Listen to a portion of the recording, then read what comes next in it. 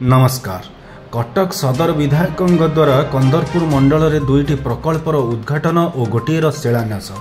कटक जिला कटक सदर अंतर्गत कंदरपुर मंडल में सोमवार दिन विधायक इंजीनियर प्रकाश चंद्र सेठी द्वारा कंदरपुर कॉलेज रे 5 लाख टंका व्यय अटकल विधायकों हाथ पांठि सौंदर्यीकरण होइतिबा अध्यक्ष कार्यालय गृह बिरीबाटी ठारे 40 लाख टंका व्यय अटकल ग्राम्य उन्नयन विभाग पक्षर निर्मित राजस्व निरीक्षकों नूतन कोठा उद्घाटित हो जाइछि। एथिसहित ग्राम्य उन्नयन विभाग पक्षर 3,21,88,000 टंका व्यय अटकल नवीकरण हेबाकु थिबा आइतपुर कंदरपुर 3 किलोमीटर 75 मीटर रास्तार शिलान्यास करा जाइथिबा जणा पड़िछि।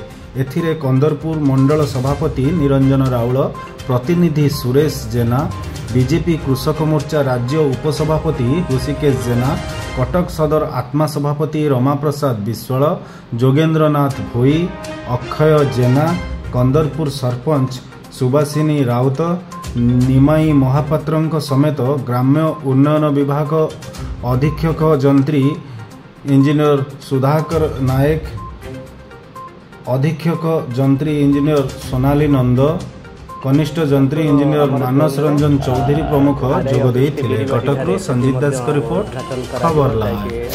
कंप्लीशन थिला ताको उद्घाटन करी ताको ओपनिंग करा जो ता सहित हमर कंदरपुर कॉलेज रे हमर जो ऑफिस अछि प्रिंसिपल ऑफिस ताको रिनोवेशन करा गला, ताको मध्ये उद्घाटन करा गला कार्यक्रम। ता सहित गोटे रोड भी अछि हमर निमेष आइतपुर रे रोड भी अछि 6 कोटी टंकार ताको मध्ये फाउंडेशन स्टोन कार्यक्रम आरंभ हो।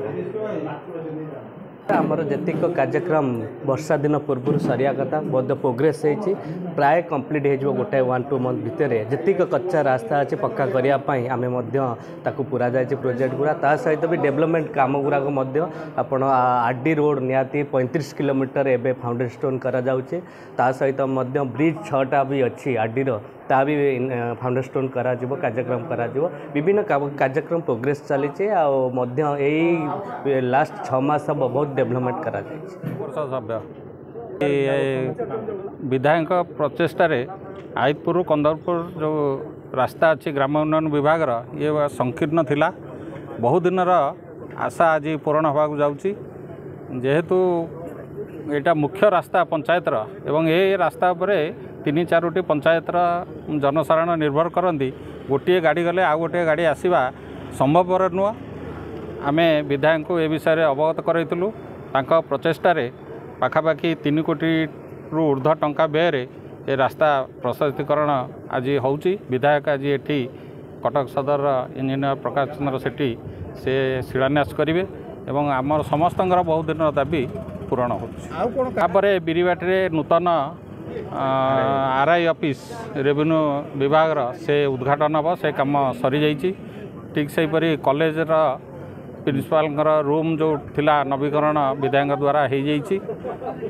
आउरी भी बहुत उन्नयन कार्य चालू रही, खूब शीघ्र से सब उद्घाटन हो। सुविधा थिला ताको वर्तमान विधायक महोदय आमर कार्य मान ग्रहण हाथ को नहीं एवं विभिन्न उन्नतिमूलक कार्य आमर कॉलेज परिसर में करुँच।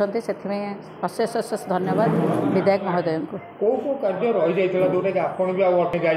आमर प्रिंसिपल चैम्बरटा बहुत खराब अवस्था थिला, जोटा कि प्रथम जो कॉलेज को आसी देखिए कहले ना मोर प्रथम काम है ये ऑफिसटा को केमती सजाड़ा, ऑफिस रूमटा को ता सहित विभिन्न श्रेणी गृह एवं आमर स्मार्ट क्लासरूम कार्य निज हाथ को नहीं यथाशीघ्र केमती संपूर्ण करेंगे से चेष्टा कर विधायक महोदय को अशेष अशेष धन्यवाद। राउल मंडल सभापति कंदरपुर मंडल आज आमर आइतपुर बजार कंदरपुर जाए जो रास्ताटी था बहुत संकीर्ण था। विगत दिन धरी जनसाधारण आइतपुर ग्रामवासी यहाँ गोटे मुख्य दाबी था रास्तार प्रशस्तीकरण। जहा हो आम सरकार एवं विधायक प्रचेषा से कार्यक्रमटी आरंभ होती तार आज शिलान्यास होगा जाऊँगी। आपर आमर अच्छी बिरीबाटी गोटे नूतन गृह होती आरआई ऑफिस तार उद्घाटन और आ पूर्वर गोटे कार्यक्रम सरी कंदरपुर कॉलेजर प्रिंसिपाल नूतन गृह प्रवेश से काम सरी।